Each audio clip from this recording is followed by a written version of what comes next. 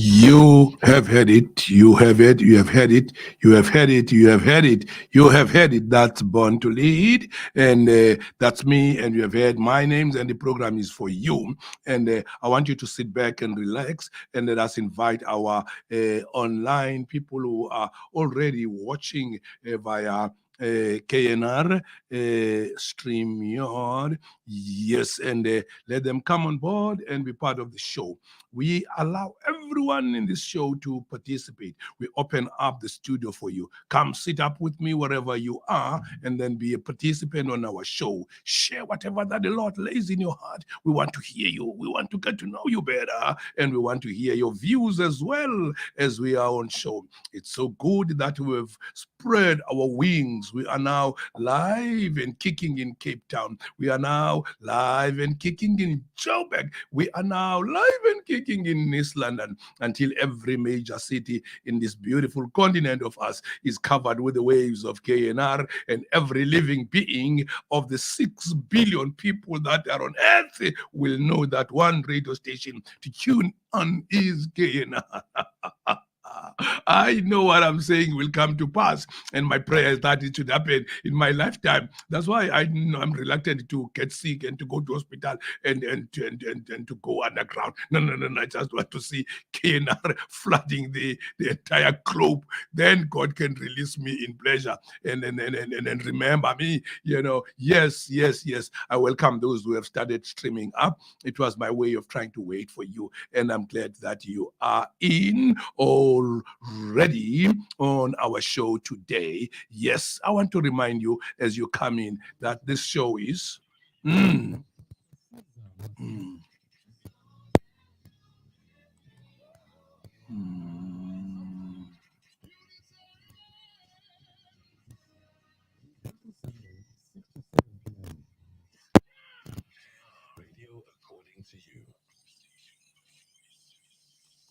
radio according to you. Radio according to UKNR. Yeah. I nearly said I lost my. Come on. Where is it? There it is. Good. Thanks goodness. Yes. Uh-huh. All right. And let's sit back, relax, and pick up the topic for today. The time is almost 16 minutes past the hour of 6, and we will be together for the next grueling 1 hour 45 minutes. So rest knowing that I will be sitting in the studio until you feel like you need to go to bed. But please don't until I finish talking to you. Overcome the temptation to go to sleep, man, because there's so much that we'll be sharing together. Stay alive, stay awake. Tune in on KNR. You will never regret. We are now on our KNR audio visual or radio visual, where some other people can see and hear as well. And we don't leave those that can only hear alone, but we are also visiting those that can hear and see. You can watch a very beautiful face appearing on your gadget. Please don't make me your status pic. Just enjoy watching this lovely, handsome old man on your screen, and get tuned to the wisdom that we are ready to share today. I want to take you on a very important subject, and I want to tell you very quickly what it is all about. One thing I've noticed in human relations and interaction with people,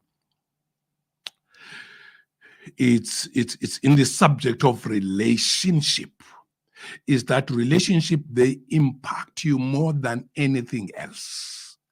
Relationships impact your life more than anything else.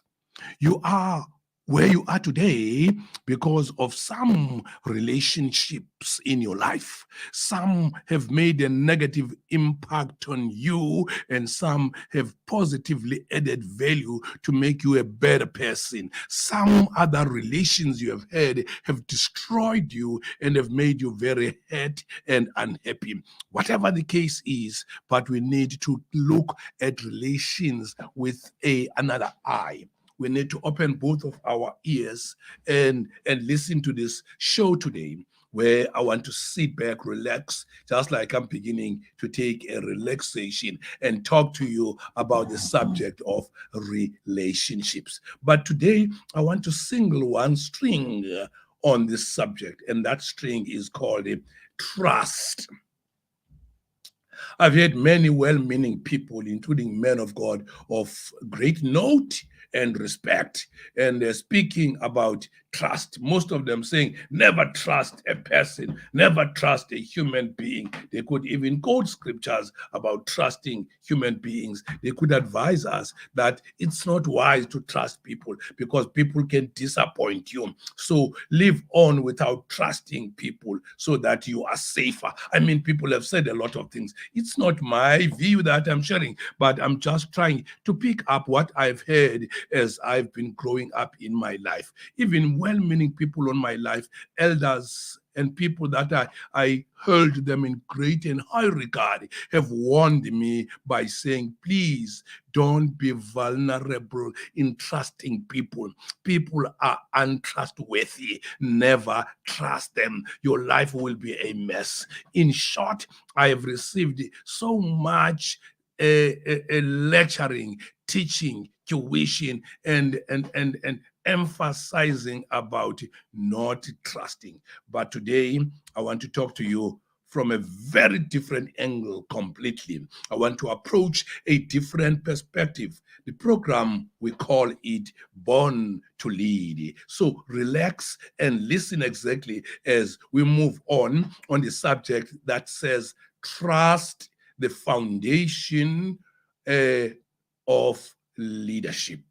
I'm remembered, yes, something brings up to my remembrance, and that are the words of a very prolific author by the name of Warren, whose surname is Bennis. Some of you know him through his leadership works. Warren Bennis claims that trust is one of the 6 basic ingredients of leadership. Yes, therefore, I want us to approach trust from that perspective, that it is a basic ingredient of leadership, because we are on leadership empowerment, on leadership development, and on raising up leadership of integrity and of high ethical value. That will be the different brand of leaders that are rising up right now, so that they quickly fill the spaces that are filled in by those guys who are known to have a lot of technical skills but very poor moral life, and they steal public funds and line their pockets. They are involved in many immoral acts, all of them, and abusing their power as leaders. A lot of bad things have been said about them, to the extent that most people feel they are not the right people to listen to. But listen to me, we want to raise. That's why we will keep on dishing out an appropriate content through the airwaves of the KNR, so that those who can tune in and listen will get a better perspective of the kind of leaders that we are looking at. So I've said Warren Bennis claims that trust is one of the 6 basic ingredients of leadership. Integrity is the basis of trust, because trust needs a base of integrity, which is not so much an ingredient of leadership as it is a product. It is one quality that cannot be acquired but must be earned. One quality that cannot be acquired but must be earned. It is given by co-workers, it is given by followers, and without it, the leader cannot function. Believe me, if you are not trusted, you cannot function. Mark my words. I don't care how skilled you are. I don't care how knowledgeable you are. I don't care how influential and charismatic you are. But if you cannot be trusted because you don't have integrity, then your leadership will not flourish. Trust is the foundation upon which relationships in every setting are built. Ask me about marriage life. I will tell you. There is no proper marriage life until a trust relationship between the husband and wife is strong and strongly embedded. Trust is the emotional glue that holds together leaders and followers. That's why we are bringing it on table here at KNR on our program Born to Lead. It is that emotional glue that holds us together with our followers. Without it, our followers would be so distant and strangers to us. And because of trust, we are able to have people who are not only cherishing us and clapping hands for us, but they believe that what we stand for is not only important, but we don't only have passion for it, but we mean it, and we are very authentic in it. We are not just standing for things that we do not have or hold some authenticity on them. You know, a relationship can also be described as being like a painting. If we could describe a relationship as a painting, therefore trust will be like the frame that surrounds the painting and holds it together. It provides a context in which to view the work of art.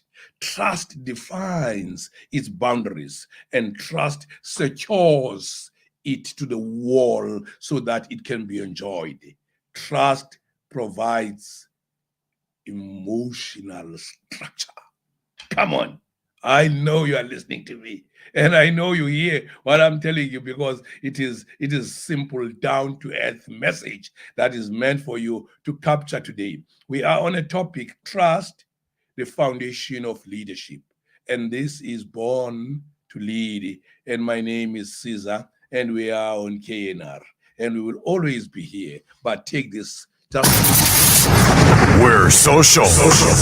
Check us out on Facebook. At Keeping SC Radio. Let me tell you this. Trust is an attitude that allows people to rely on.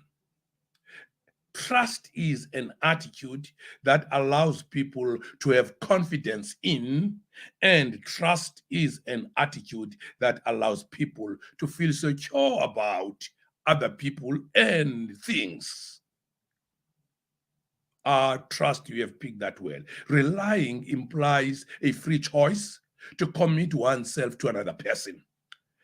Let me say this just for free if you are listening to me. Risking implies the willingness to suffer loss in case things go wrong in a relationship. We normally encourage people to take risk. We say you will never make it in life if you fear taking risk, because the first step for you to be able to make things work, take a risk, man. Be a risk taker. But let's view risk as it is. Let us not try to think that risk will be a nice thing to do. When you take a risk, the very same fact that we say you are taking a risk, we mean that you have the willingness to suffer loss in case things go wrong in that particular relationship. Because only when people have something to lose does trust have meaning. Wow. I've shared a mouthful. Only when the people have something to lose does trust have a meaning. Sharing implies that people give something of themselves. They give something of their energy, something of their money, something of their time, something of their affection, or whatever. To other people, and they receive something in exchange that promises a mutually desirable outcome. Period. Now, I want to really take you to these 4 levels of trust in relationship. 4 levels. And I know some are watching and some are listening via KNR, but I want to speak to you. Feel free to drop a line, say something. Let's hear you. And if anything that you want to comment, let me look at one comment that might have come here. Yes, yes. I will come to it later, but I'm on comments anyway. All right, but let me go on and talk about trust that I was talking about. Now, I say 4 levels of trust. The first level of trust, we call it the negotiated trust. The second level of trust, we call it the conditional trust. The third level of trust, we call it the cooperative trust. And the fourth level of trust, we call it the unconditional trust. Come on, get them right from me. I've said it's the negotiated trust, the conditional trust, the cooperative trust, and the unconditional trust. I trust those that are listening to me are following me very well in this teaching tonight. You know, when the first level, that is the negotiated trust, when this level of trust exists in a relationship, people need some kind of formal agreements, because they are entering into a negotiated trust. Particularly if somebody you don't know and you have got no track record of that person and you did not make any kind of a background check. You don't know where he comes from, what he has been, and what are his intentions, what are his dreams, and what does he cry about, and what does he long to achieve, and so on. A person like that is a stranger. But if you want to get into a kind of a relationship with that person, you definitely need, man, take my words, you need to get into a kind of formal agreement. And I call that a negotiated trust. Trust exists only to the extent that things are explicitly agreed upon. That's the negotiated trust. You don't just have trust just for the sake of trust. You have to agree on things. You have to share things explicitly. When things are explicitly agreed upon, then that kind of trust between you is called a negotiated trust. You only trust what people state in formal agreements. When we sign a contract, that's a negotiated trust. When we sign a lease agreement, that's a negotiated trust. But let me give you the other level of trust. We call it the conditional trust. This trust exists when people are willing to give each other the benefit of doubt, but reserve full judgment until they see how everyone behaves. I don't know if I've made sense to anyone. I'm talking about a conditional trust. And I say a conditional trust exists when people, they are willing to give each other the benefit of doubt, but they reserve a full judgment until they see how everyone behaves. That's a conditional trust. People earn trust by proving themselves. They adopt a wait and see kind of an attitude, and each person has various expectations for other members of the group. Failure to meet expectation leads to a reduction in trust. And there is an attitude of goodwill combined with the wariness, because people do not feel they are adversaries. They believe that they have interest in common. When you meet a person for the first time, he has a built-in belief that you don't have to worry about him. He has a built-in belief that he's not your adversary, and he has a belief that you are able to see that he is on your side. But unfortunately, this life does not travel like that. I'm telling you. The people are willing to give each other a chance. They believe that other members are starting with good intention, but some they do end up with a very bad intention at the end. Let me step down from the negotiated trust and talk to you about because this has been I'm sorry, I've already left the negotiated trust. I've been talking about the conditional trust, but now I want to talk to you about the cooperative trust. Wow.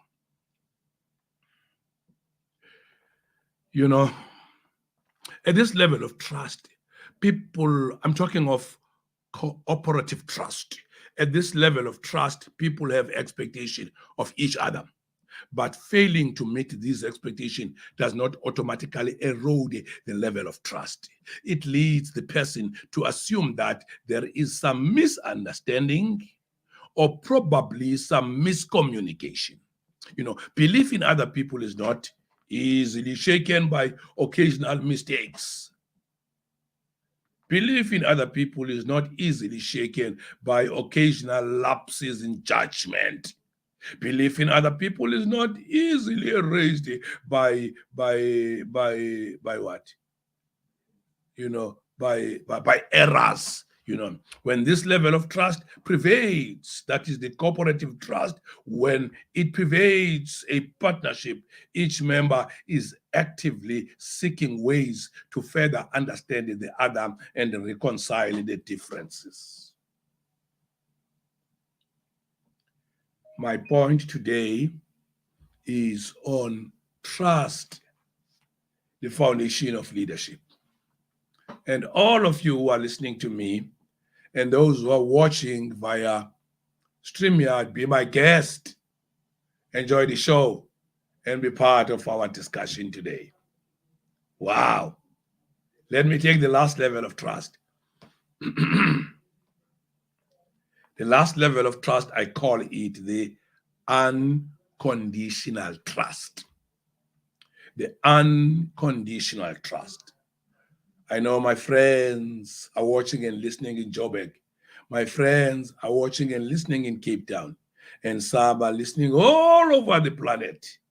And this is a show for you because we are on Born to Lead at KNR. And my name is Siza, and I'm your host throughout this. Now, let me take you to the fourth level of trust. I call it the unconditional trust. Wow, that one is tough, strong. But it's a higher level of trust. We call it unconditional trust. This trust exists when people rely on the word of each other without questioning it. It is a trust unaffected by individual weaknesses. It exists among people when they are willing to take responsibility for their own action and their own state, and they fully trust that others will do the same. Unquestioning faith is placed in the values. Unquestioning faith is placed in the intentions. Unquestioning faith is placed in the actions and in the decisions of another. Let me tell you, trust does not exist unless it exists in you. Trust does not exist until it exists in you. If there is no trust in you, you will never trust anyone, and probably you will never be trusted.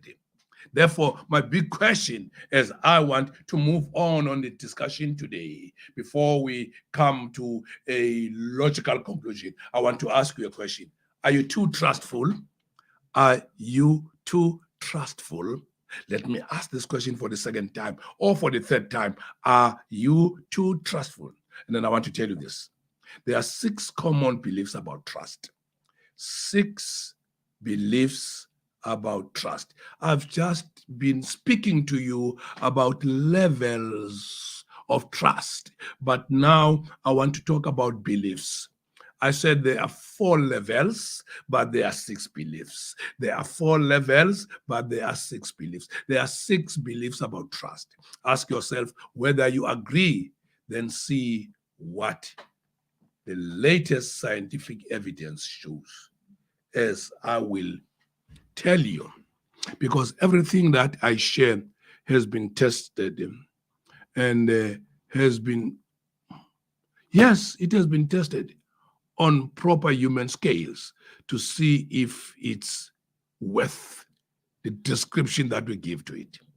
Let me start by mentioning these beliefs about trust. The first belief that people have about trust is that trustful people are gullible. That is a belief. The next belief that I think people have about trust is that trustful people are less perceptive than mistrustful people of what others are really feeling. That's how they think. The other belief about trust is that people with a poor opinion of themselves are less trustful than people with a good opinion of themselves. The fourth belief about trust is that stupid people are trustful, smart people are mistrustful.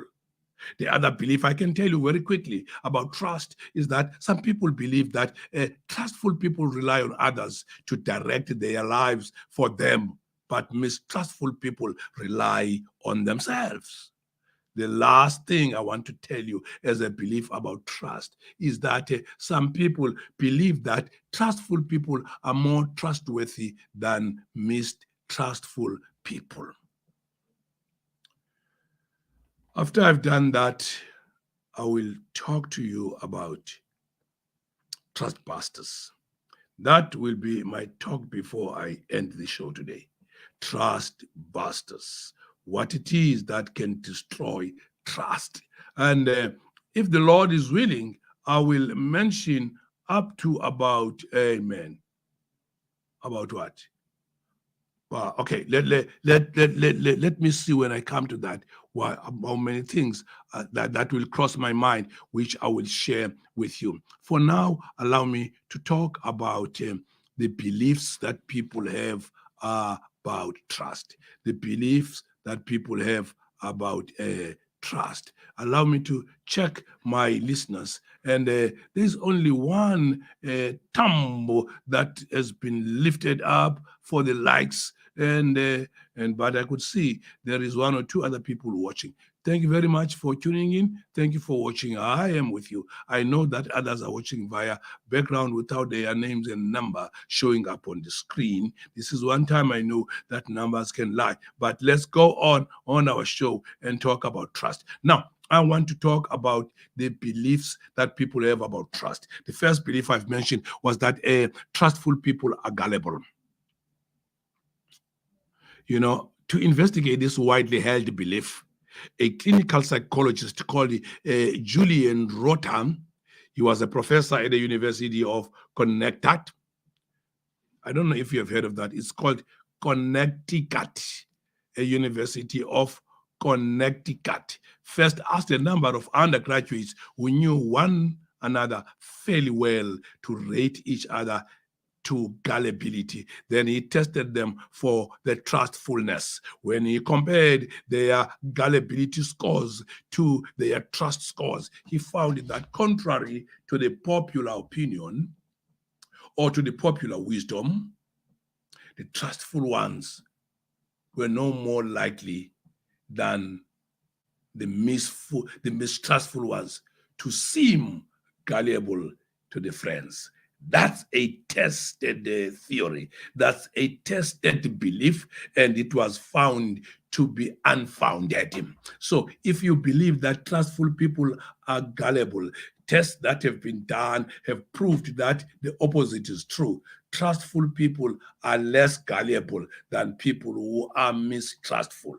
Chaneka abantu abasoloko benomkho bejonga abantu what is the suspects. Abo bantu bayachaneka nangaphezu kwabantu abavele bathembe wonke umuntu lo. Noxa ungacinga into yobana wena umuntu othemba abantu uyena ochanekayo. I want to shock you by saying research has proven differently completely. I have consulted a lot of research papers around the subject of trust, and I want to share that to you this evening. You know, the next belief about trust is that trustful people are less perceptive than mistrustful people of what others are really feeling. I'll tell you, any psychologist that is respected worldwide, ekamala Ronald Sabateli and the two colleagues, babesebenza kunye kwakula university inye yase Connecticut, they tested 48 young married couples for trustfulness using a rota trust scale. The husband and wives then were secretly videotaped as they individually watched a slideshow. Some slides were cinematic, some were sexy, some were repulsive, and some were strange. Finally, each spouse was shown the picture of his or her mate's expression and asked to identify what the mate was feeling in each case. The result contradicted the popular belief. Those who scored high on trust were better than mistrustful people. Therefore, at interpreting their spouse's emotional, the likely reason is if you cannot read other people well, it is easy to be suspicious of them. How can I say this very loud for you to hear me very well? If you cannot read other people's well, or if you cannot read other people well, it is very easy to be suspicious of them. Because if it is easy, if you can, it's easy to trust them. If you can read other people, you can easily trust them. That's my word to you. Let me tell you the third commonly held belief. People believe that people with a poor opinion of themselves are less trustful than the people with a good opinion of themselves. This feels right, though many of us might not be able to explain why. Because several studies show that people who score high tests,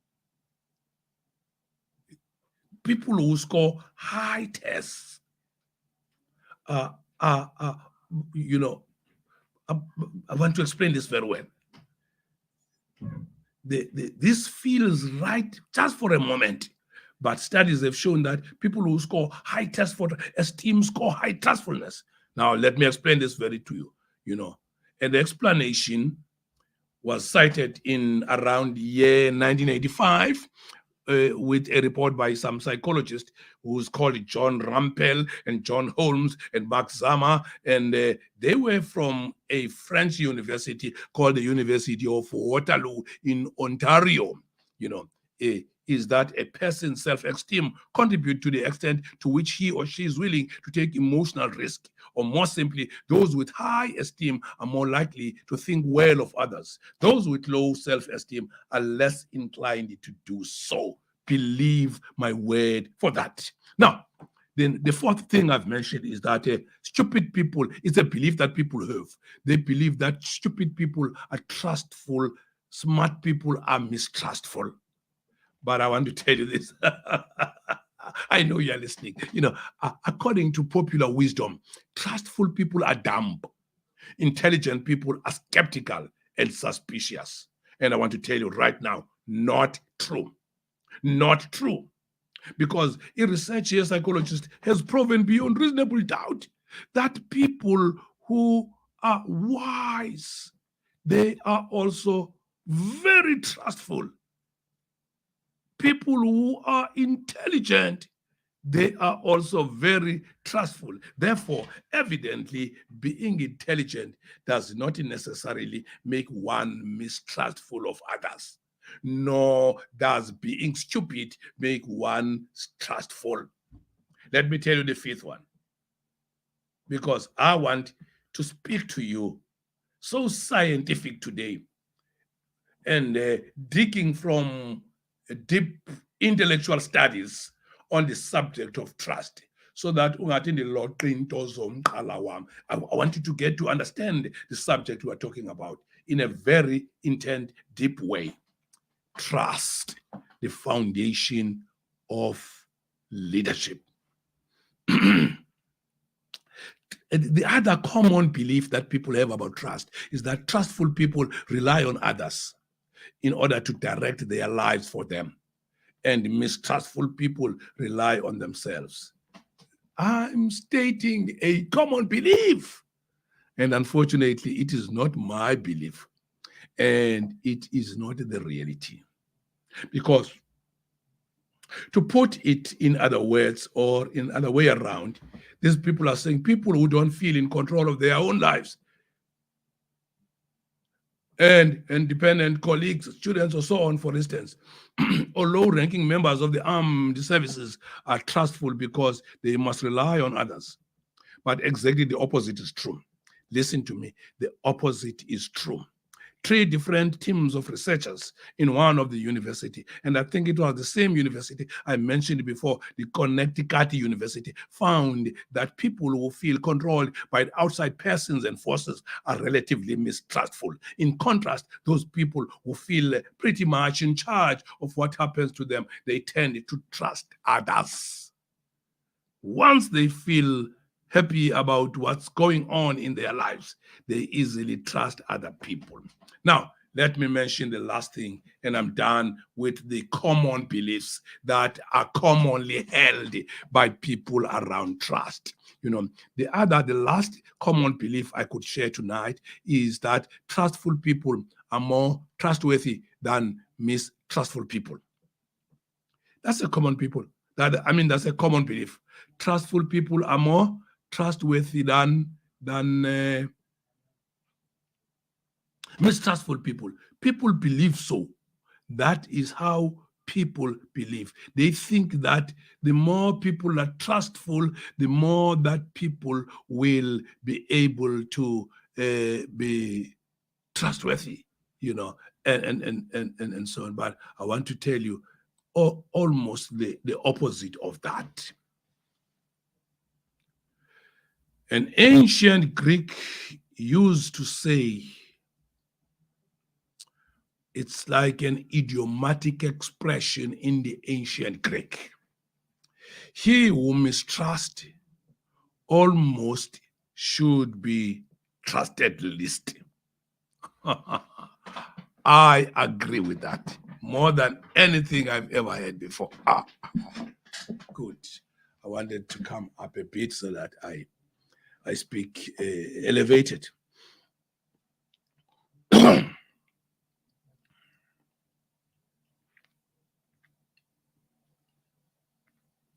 An ancient Greek used to say, he who mistrusts most should be trusted least.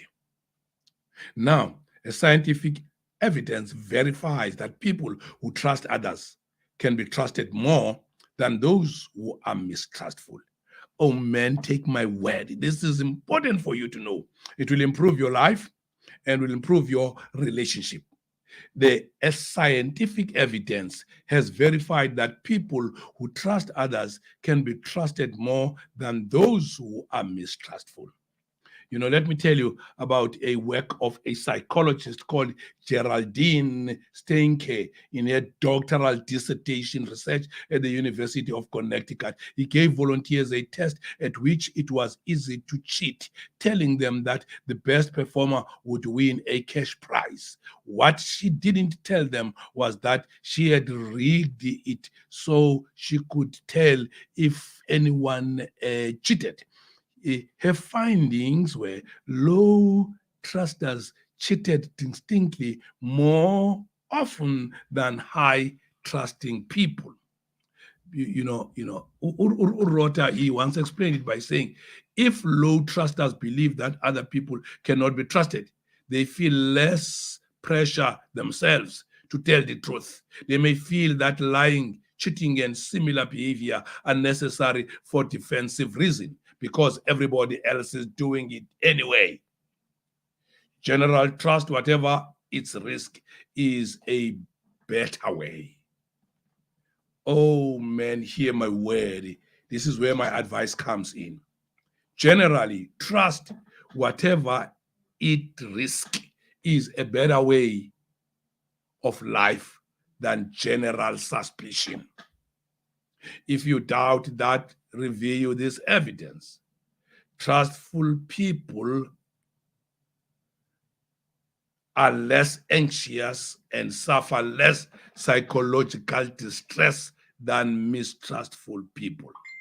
Trustful people are liked by nearly everyone, while mistrustful people are not according to research that has been conducted by psychologists. Trustful people are sought out as friends more often than mistrustful people. And finally, let me tell you that trustful people,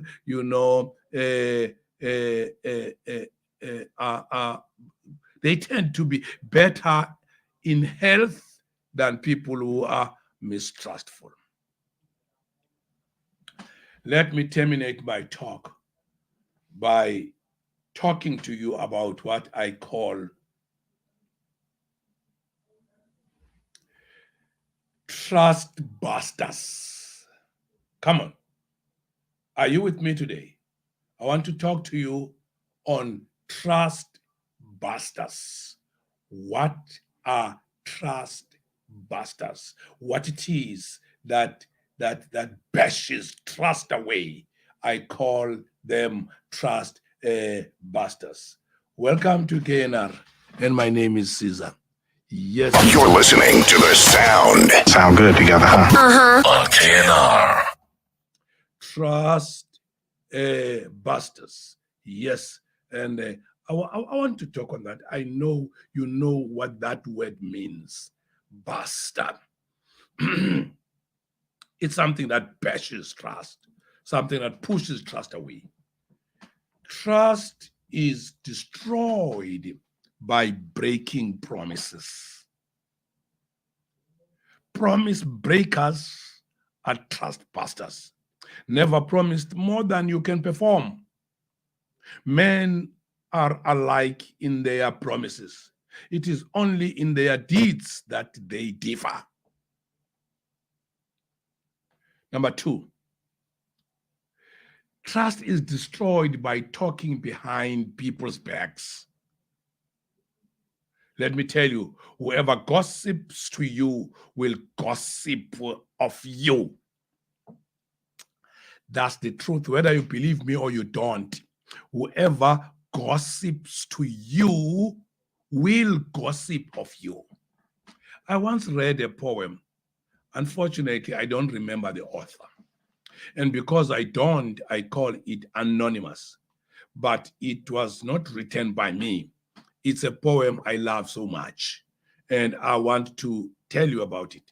The title of the poem is My Name is Gossip. Wow. You can be interested in this. My name is Gossip.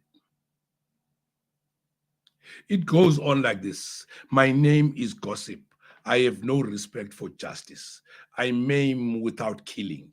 I break hearts and ruin lives. I'm cunning and malicious and gather strength with age. The more I'm quoted, the more I am believed. My victims are helpless. They cannot protect themselves against me because I have no name and I have no face. That is gossip.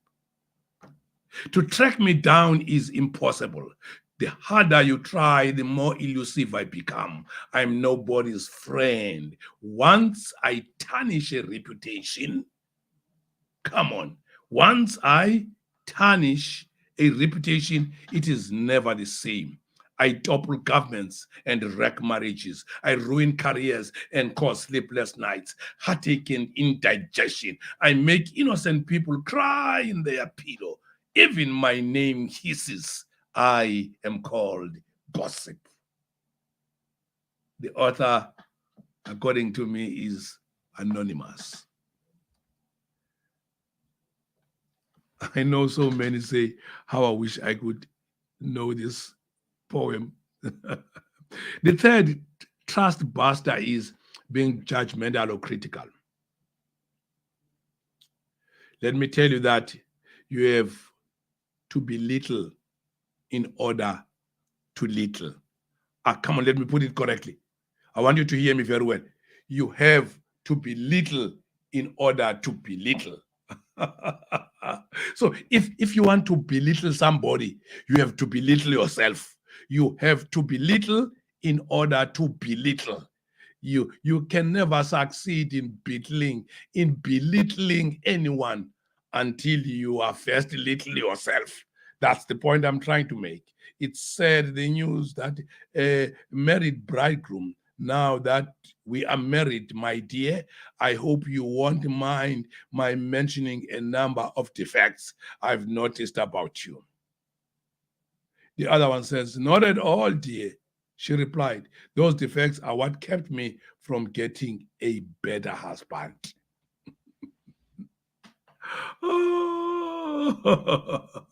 All right. Now let me say the fourth trust buster is twisting the truth. If you once forfeit the confidence of your fellow citizen, you can never regain their respect and esteem. It's a point. Let me mention this the fifth thing about trust bustering. Taking care of personal needs and wants at the expense of others. You know, a writer called Jamie Clark once said, once a trust is lost in any relationship, it's like a mirror that's struck by a stone.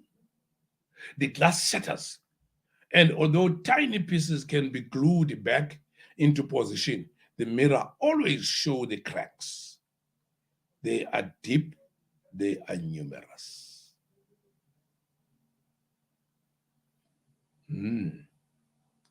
Before my time is over, it won't be fair of me if I ended up talking about trust busters without telling you about what it is that can build trust. Because my topic today is trust, the foundation of leadership.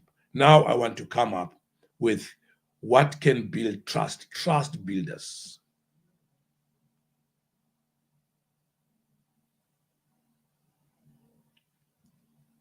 Yes. And that's when to let it call layer. Okay, go to get border. Pull up. All right, trust builders. I need to pick my glasses. Trust builders. And I'll mention some few things that build the trust. If time permits me, I would mention only about 5 and I'm done. You know, the trust is built by keeping your word. Words to remember in keeping your word are integrity, consistency, reliability, and interdependence. Keep your word. By integrity is acting in forthright and fruitful manner. That's what I mean by integrity. Acting in a forthright and in a truthful manner. We mean what we say. That's integrity. Consistency is making words and actions compatible. We do what we say. Reliability is keeping promises. You can count on what we do and you can count on what we say. And interdependence is establishing a relationship. We are all in this together. That's the story that I want to share about trust.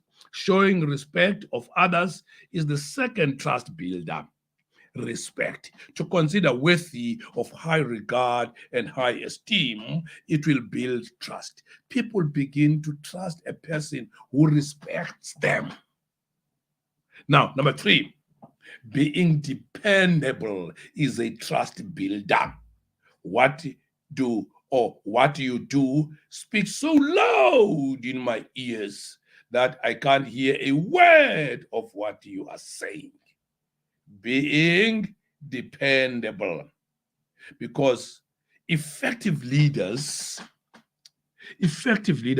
ensure that people feel strong and capable. In every major survey on practices of effective leaders, trust in the leader is essential if other people are going to follow that person over time. People must experience the leader as believable. They must experience the leader as credible. They must experience the leader as trustworthy. One of the ways trust is developed is whether in the leader or in another person is through consistency in behavior. Trust is also established when words and deeds are congruent. Intetho yakho ifane nezenzo zakho ukuze ufanelwe ngumbulelo. You will be trusted. Yes. Fourthly, speaking the truth in love is a trust builder.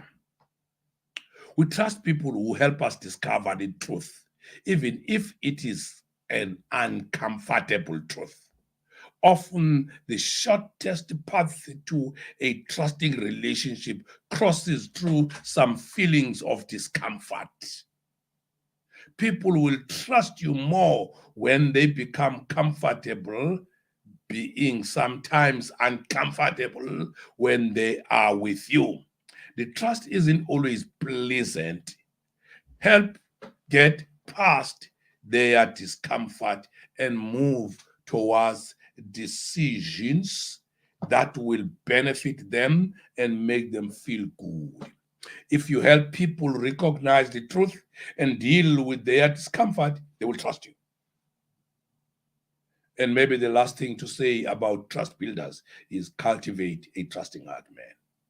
Cultivate a trusting heart.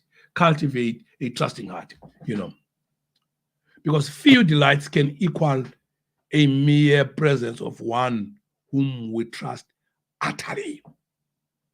Andani wakwaziva na uva kanjani xa uhleli nomntu omthemba nyani. Those who have a trustful heart are more likely to remain healthy throughout most of their lives, and they live long. That's the basis of a trusting heart. Heart believes in basic goodness of humankind, that most people will be fair and kind in relationship with other people. Let me end by telling you one last thing. I want to talk to you. I want to talk to you, even if you will listen on this program on other days, long after we have gone, because I know you will, but I want to speak to you.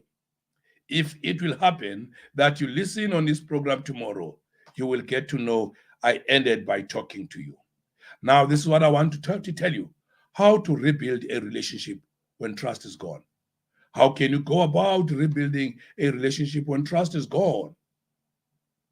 Number one, acknowledge the problem.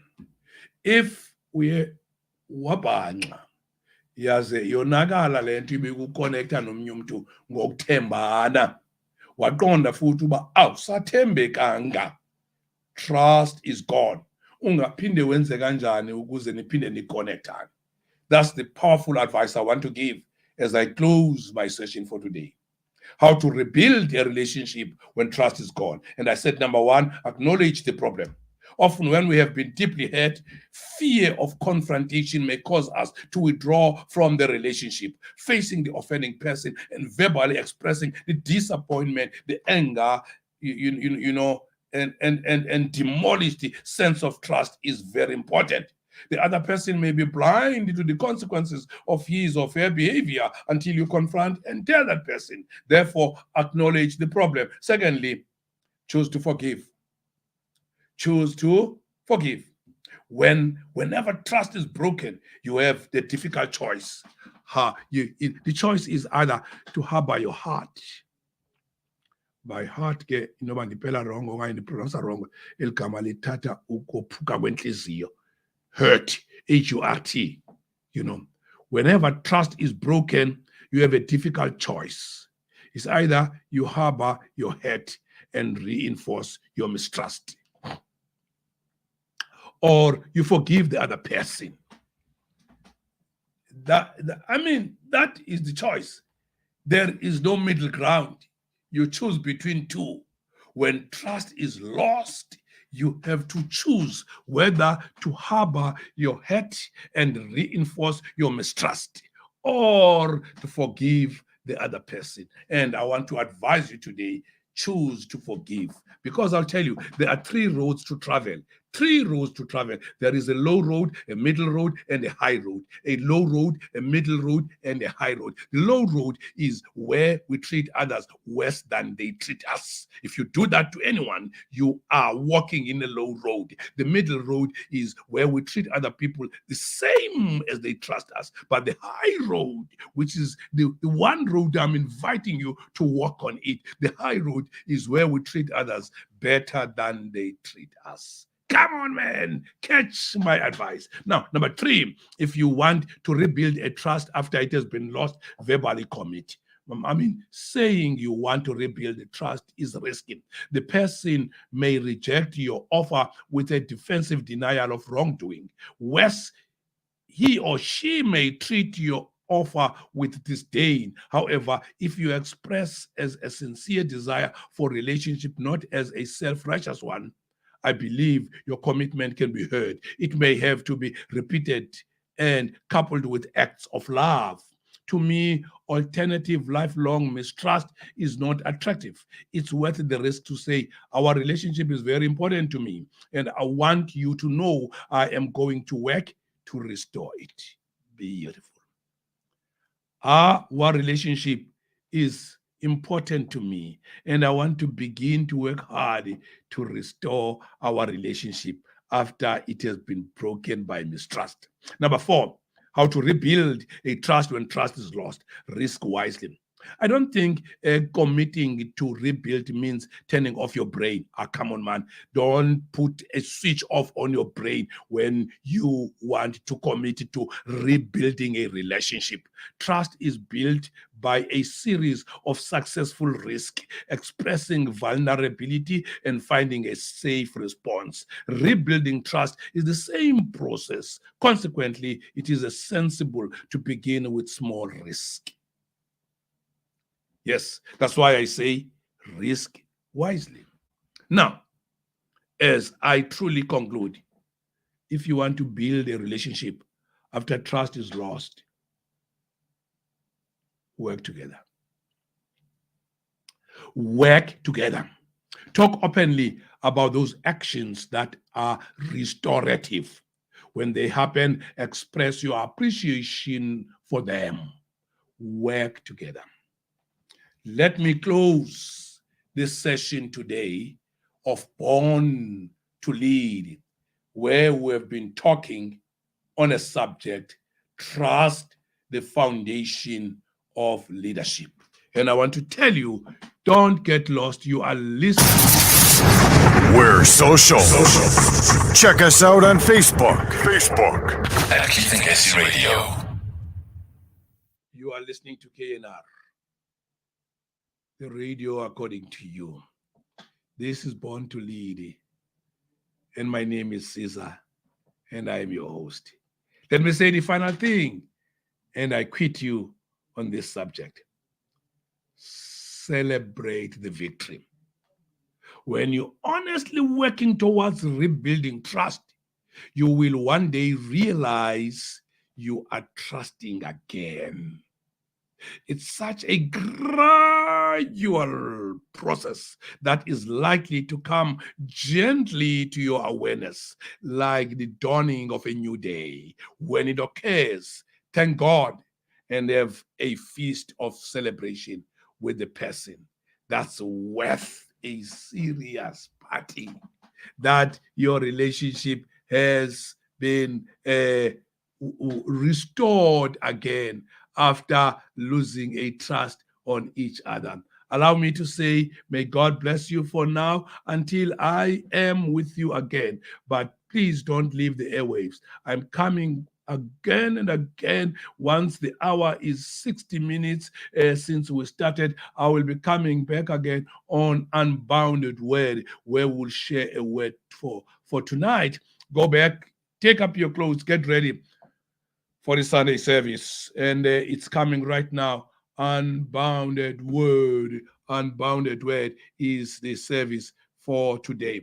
So get ready. We are coming on it in the next 5 minutes. For now, allow me to say goodbye to all those who were on Born to Lead. But please, I invite all of you to the next show. The next show is Unbounded Weary.